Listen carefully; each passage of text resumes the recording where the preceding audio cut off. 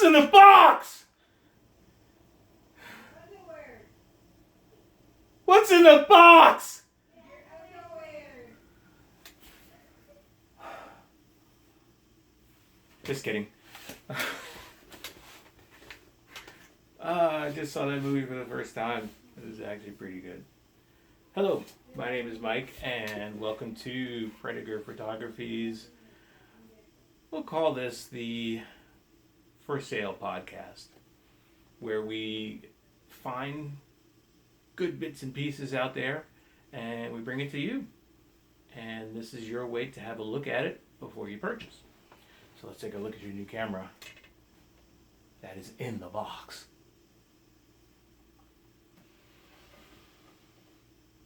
It better not be Cameron Diaz's head. Ooh, did I spoil that for you?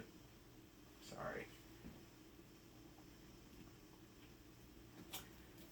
First, let's take a look at the box. This is pretty darn spectacular, if I do say so myself. This is a very statesmanly box. It's a case. It's a very, very luxurious case, and it is in amazing condition. It's none the worse for the wear. I think it sat for quite a while. I don't believe it was used very much. The clasp is in excellent condition. No monogramming in the nameplate yet, so that's blank. You can actually get that monogrammed however you like. Pretty beautiful as far as boxes go. Sounds good too. Alright. Apparently there was a key to it at one point. Do not have the key. Does not come with the key. Let's find out what's in the box.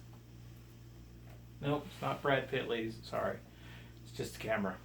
And as you can see, it is a Minolta camera. This will be the first in our little series of For Sale. I'm going to take this whole thing out. You got to see this. This is really nice.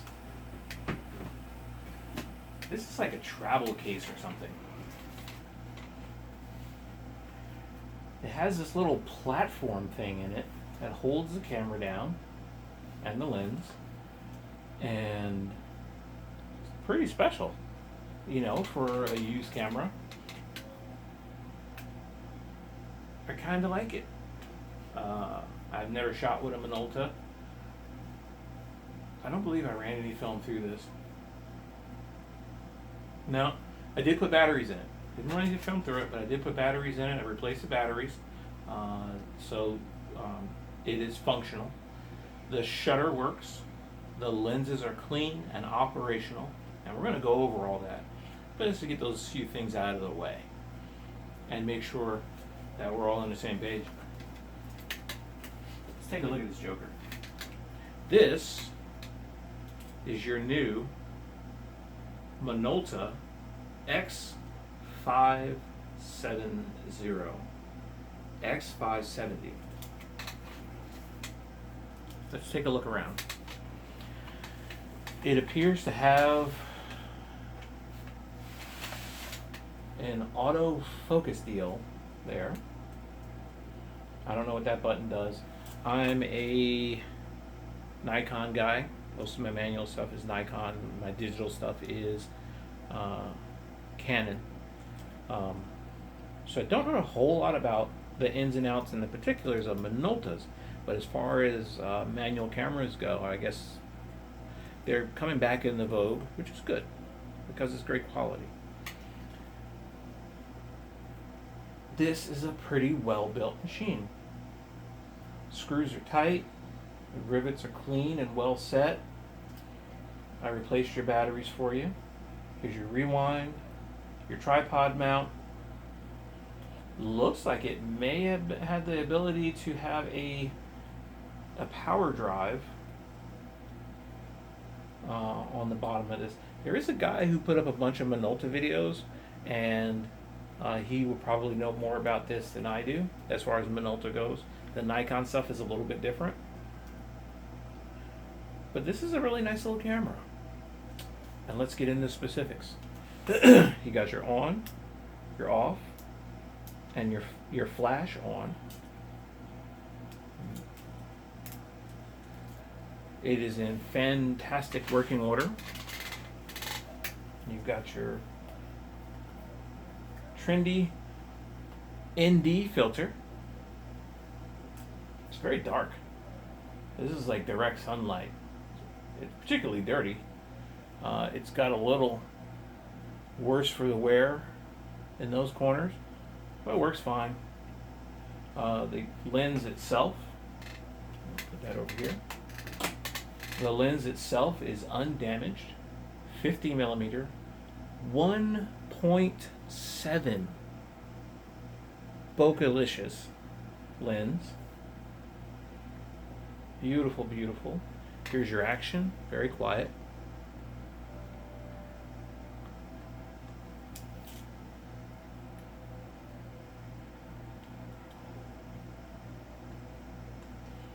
Here's your apertures. Here's your 1.7, 2.8, 4, 5.6, 8, 11, sunny 16, and 22. ST and EL, I don't know what that means. Well, I guess that means ST, and that means AEL. Another Minolta thing. There were little differences a long time ago. I remember in Mr. Alberti's photography class in high school in '84, we used the Pentax Asahi, not the K1000, but just the regular Asahi's beater camera. It's a piece of junk, but it was a tough piece of junk. I think I just sold one. But back to your new camera. Here's your lens release. You grab this fixed button, and you're trying to, first time I had to do that on camera.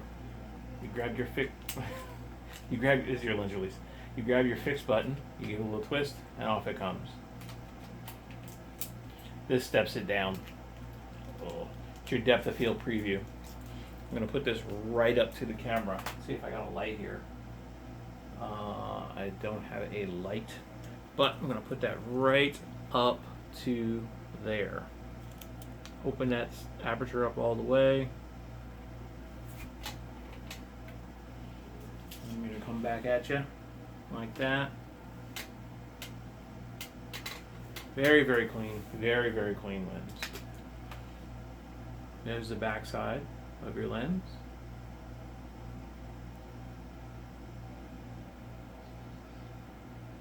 Very clean. Shutter action. Aside, if you're shopping for a camera, if you're new to film and new to manual cameras, they were tanks. They were built before planned obsolescence. Slightly. So they were built like tanks, and they were the first ones to do it. So they had to build them nice. They couldn't afford a bad relationship. So all of these cameras are built fairly well. Not like the cameras of today, which are kind of trashy and plastic. These things are amazingly strong. And what you're looking at really is this part is just a box, a room with a door that opens and closes to expose the film. The film is what matters. The shutter is what matters. The lens is what matters. All the other little bits and pieces probably will never use. If you're new to film, this advice applies to you. There's your action for your depth of field preview. Smooth and quiet. Here's your lens. Here's your shutter. Oop, hold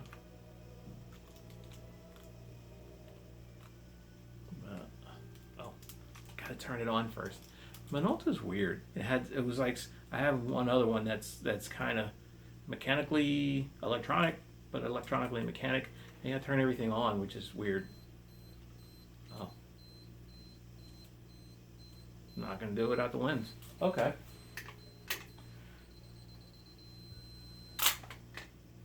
It's a timer. That's what that is. This thing here is a timer. We're going to do it again. Advance. We just figured out what that is together. That is your timer. And there's your shutter. We just figured out what that is. There's a lot of idiosyncrasies. I have a Rolleiflex that there's stuff and I still don't know what it does.